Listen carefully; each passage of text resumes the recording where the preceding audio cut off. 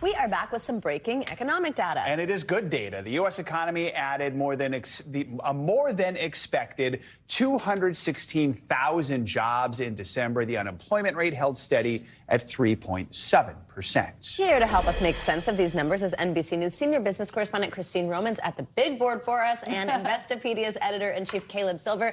Good morning to both of you. Christine, I'll start with you. Just walk us through the numbers that we see here in this December jobs report. How does it compare to previous months? Look, resilient, durable, robust, use the word you want to use. This is a strong job market heading into the last month of the year. I want to put it in perspective because that's always very important. 1 month doesn't make a trend. You got to look at it in the big picture. Here we have more than 200,000 jobs created, making this an uptick in hiring, most since September. And really, you got an average about 232,000 jobs every month this year. So it's hanging right in there. Not the big slowdown that so many people had been so worried about. What's also interesting to me is the jobless rate stays at 3.7%. That jobless rate has been in a band, stuck in a band at a 50-year low. And that might sound really wonky and, tradery, but what it tells you is this job market is still quite strong, even after all of those rate hikes from the Federal Reserve. When you look at some of the sectors, it's pretty broad-based. Healthcare, social assistance, construction,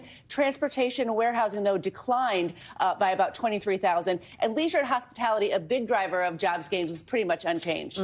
Caleb, what are your thoughts? Yeah, we did have some revisions to October, November, so it wasn't as strong as we thought back in the fall. I think November revised down 26,000, October 45,000. But still, as Christine says, 2.7 million or so jobs were added in 2023 as we were all waiting for a recession, as we were all waiting for mass layoffs. They never materialized. The job market is still very strong. We also had strong wage growth. This is something the Fed has been trying to tamp down through all those rate increases. Wage growth up 4.1% year over year. That's putting pressure on companies. You could see companies start to get a little bit more tepid about hiring as we go into 2024. So we always want to use your crystal ball. Do we have a countdown clock going for the next Fed? Oh, yeah. It's only 26 days, 5 hours, and 25 minutes from now. The Fed is going to hold rates steady again and probably will again in March. The question is, when does the Fed start cutting rates and why? Probably a May thing, potentially a July thing, but that's the expectation. But this is a strong labor market, and the Fed's probably going to have to keep the pressure on at least for the next 5 months. So it is 2024, which means politics starts to factor into all this, Christine. Beginning of an election year. And we have this unique benefit of now seeing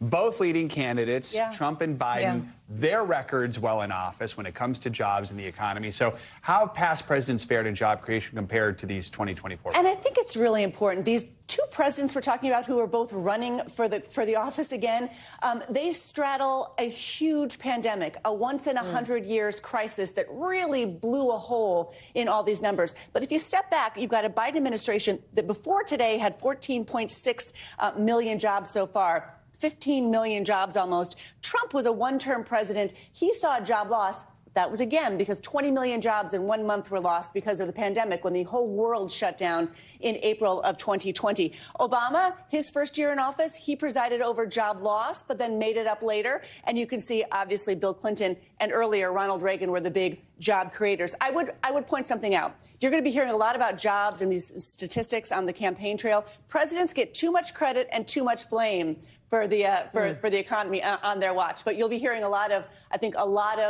trying to massage and use these numbers on the campaign trail. So, Christine, of course, people, their wallet, their budgets, how much it costs when they go to the grocery store matters to them. But explain job numbers. Why, for a voter, that specific metric should matter heading into an election year? Because if you have a job, you feel more comfortable about paying your bills, about potentially buying a car, about feeling like you're moving ahead in the American economy. And right now, Caleb makes a very good point. You have wages rising faster than inflation, which means people, for the first time in a long time, are starting to feel like their job situation is more robust than their grocery bill problem. And that is something that could take time to make people feel better. We know that people say in the polls they feel lousy about the economy. These are not numbers to feel lousy about. There you go. Christine, Caleb, thank you both so much. Happy Friday. We appreciate you being here on this Breaking News. Thanks for watching. Stay updated about breaking news and top stories on the NBC News app or follow us on social media.